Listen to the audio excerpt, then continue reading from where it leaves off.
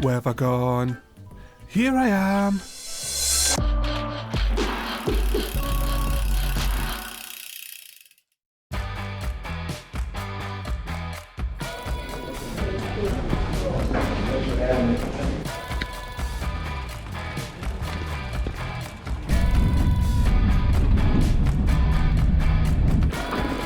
Ooh, how awesome is this? It's been a year since I was last at BikePark Wales, and getting back here after everything that's happened in the last 12 months feels amazing. We're back in our regular digs, but this time we've been doing a bit of a tour. We've been to Afan Forest, Windhill Bike Park, and of course today we're hitting BikePark Wales. Before we get to the fun bit though, this channel's all about mountain biking, so if you are too, please consider subscribing. If you do, don't forget to click the bell icon and you'll be one of the first to know about new Meant for Descent videos when they're uploaded. Okay, post-lockdown there's a lot going on at BikePark Wales, and I'm not talking about social distancing protocols, although they're definitely a thing and it's something you will be doing if you ride the park, but there are other, more exciting things to talk about. First of all, there's a new green trail. It's called Kermit and it's now the longest trail in the park, so we'll definitely be taking a look at that. The lower section of Willy Waver has now been given the same treatment as the top, and it's so much fun to ride. It's just non-stop flow and it's guaranteed to put a smile on your face, no matter what level you ride at. Norkle has also had a little work done and it's super fast, and like Willy Waver it's brimming with flow. Insufficient Funds is another trail that have been revamped, but I need to session it a lot more before I unleash that footage on the world. But don't hold your breath, it's going to be a long haul. I'm also going to be riding a few of my favourite red trails like Surfin Bird, HotStepper, Dinger and Wibbly Wobbly, but to begin with we're going in easy and we're going to take a look at Kermit.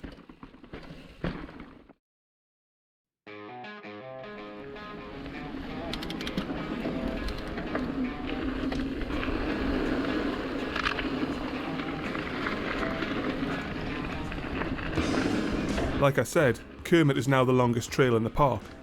It took me about 10 minutes to get from the uplift drop-off back to the visitor centre riding at a fairly leisurely pace, so this is really just a snapshot.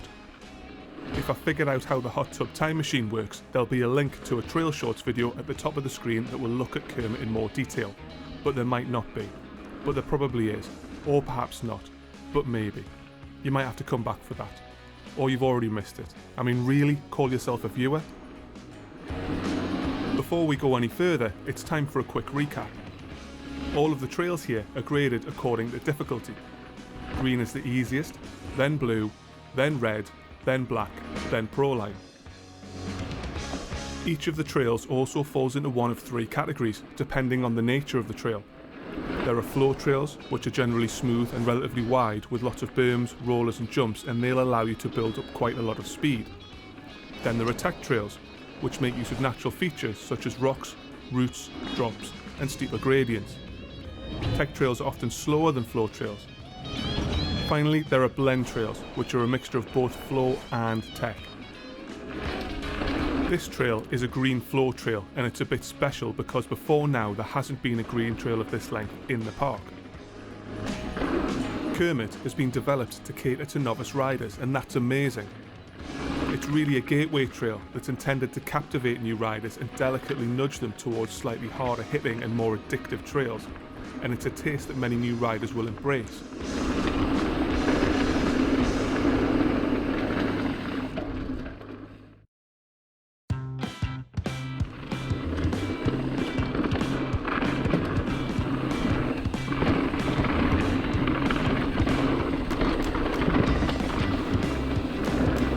This is the tail end of the upper section of Willy Waver, and I showed you this in the last video I made about BikePark Wales. The reason I did that was because it had just been resurfaced, and that had made a massive difference to the trail. If you want to see that video, there's a link up at the top of the screen now. In a moment I'll be crossing onto the lower section, which has just had the same treatment, and it's a blast to ride. I'm going to be taking the left fork, which is a red grade option, but if you stay right, you can stick with the blue. What does the red fork offer that the blue doesn't? Well, after the qualifier, the rock drop at the beginning, the red fork is packed with rollers, which can be pumped to gain a fair amount of speed. Beyond the rollers, the two forks merge. From here on in, the trail mirrors the upper section with a number of silky smooth berms that flow perfectly from one to the next, and a few opportunities to hit some reassuringly demure jumps.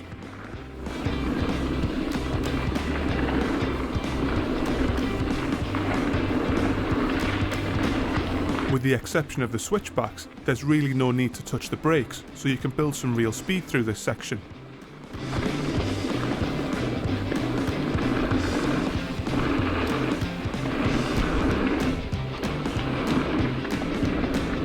Just ahead, the trail is going to fall away, and if you hug the left edge, you can get a little more air than you might have expected to.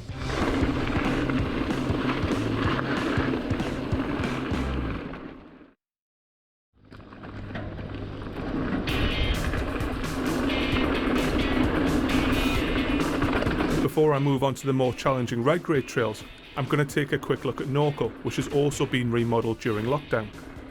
Norkle begins at a tunnel that passes beneath the forest road and ends at the uplift pickup.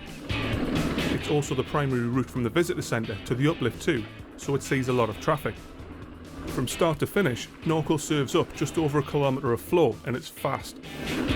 If you can stay high in the berms and take the inside line on a couple of the jumps further down the trail, you'll be able to build and maintain a lot of speed.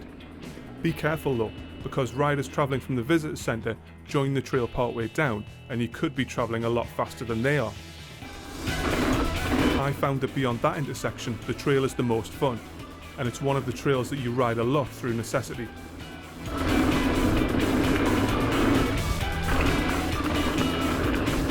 Now, in my last video, I concentrated largely on the blue trails, and judging by the comments, that inspired quite a number of people to plan trips to ride here who ordinarily wouldn't have. One explanation could be that a lot of people perceive a bike park as an environment that's beyond their level of skill, or as somewhere that might be more extreme than their regular trails.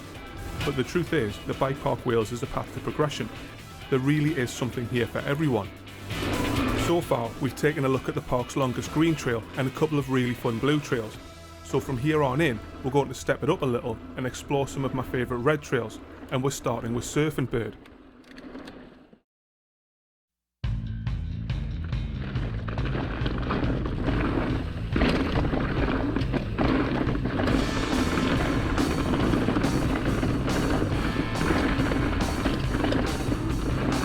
Surfin Bird isn't a long trail.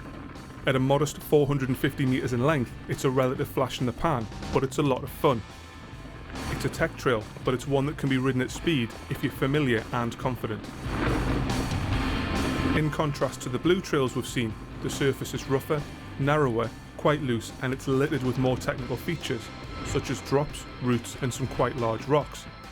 There are also a couple of very short but steep gradients that might catch you off guard too.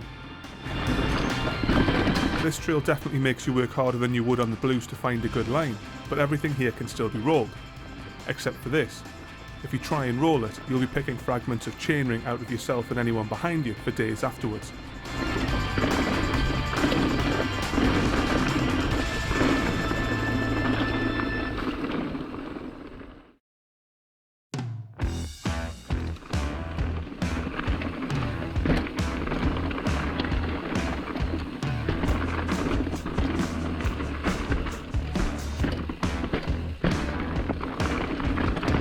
Probably already guessed why this is called HotStepper.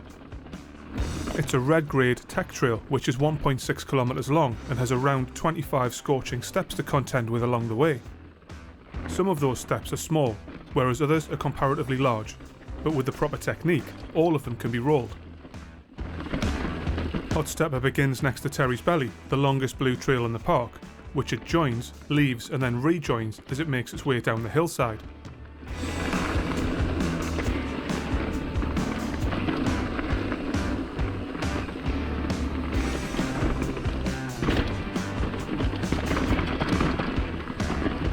This is probably one of the more technical parts.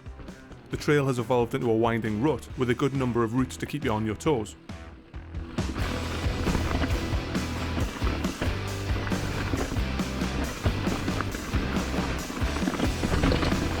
HotStepper is very obviously a tech trail, so you'd expect its pace to be a little slower than the flow trails that we looked at earlier, and it is.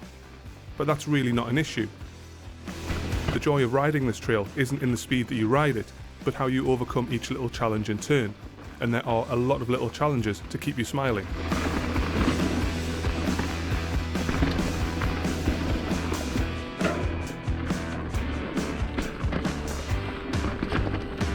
During the course of this trip, I've managed to scrape my chainring over rocks on 2 different trails. As I suggested earlier, Surfin Bird was one of them, and this is the other. Thankfully, there wasn't any damage this time, but if you ride a bike with a low bottom bracket, it's something to look out for.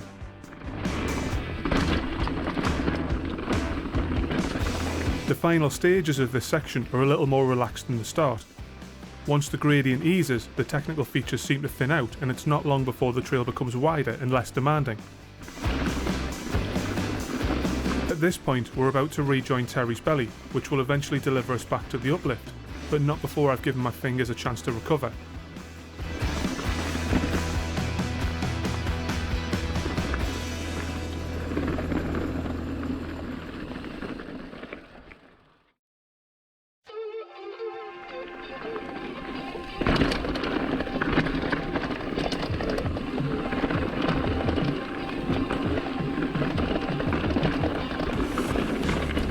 If all of the trails that we've seen so far were at a dinner party, they'd be sipping a martini whilst making pleasant conversation with a delightful young lady whose dress was defined by its conservative neckline.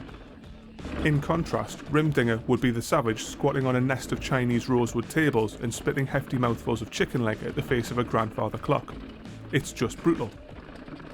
Don't let its initial appearance fool you either. It might start off relatively sedately, but as you move further down the trail, it won't be long before you begin to reminisce about the old times when hands were hands, how they could be used to do things, and that they used to be so much more than just glove-shaped skin sacks with a powdered calcium phosphate centre. It's fair to say that it's tough, and that it's relentless, but it's definitely not dull.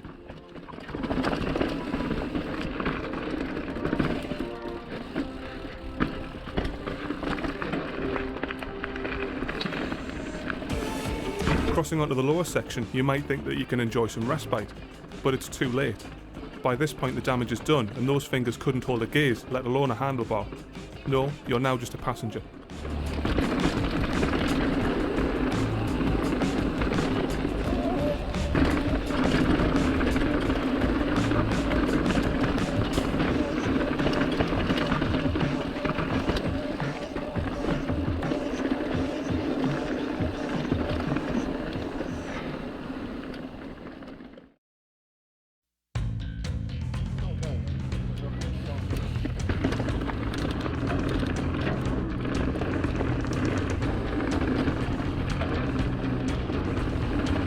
Last on the list for today is Wibbly Wobbly. It's a name that conjures innocent images of bouncy castles and jelly. Bouncy castles that will tear the skin from your body when you fall, and jelly that will break bone after bone as you roll like a rag doll along its glossy, quivering surface.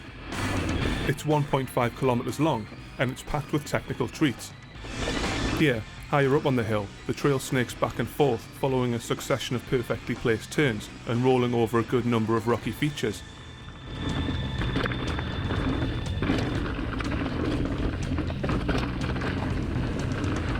Eventually it makes its way beneath the dense canopy, where it threads its way between dozens of mature trunks and over many more roots.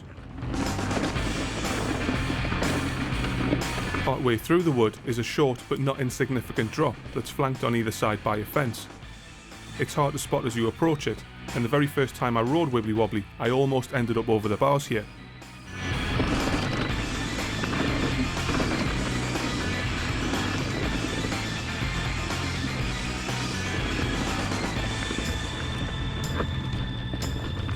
As always, riding BikePark Wales has been awesome fun.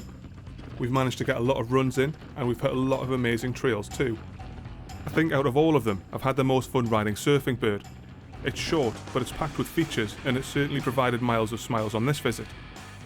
I absolutely should have wrapped this up by now, so if you haven't already, please consider subscribing. If you do, don't forget to click the bell icon, and you'll be one of the first to know about new Meant for Descent videos when they're uploaded. If you've enjoyed watching this one, please give it a thumbs up, it's a huge help. Thanks for watching, and I hope to see you again. Ooh, that was rocky.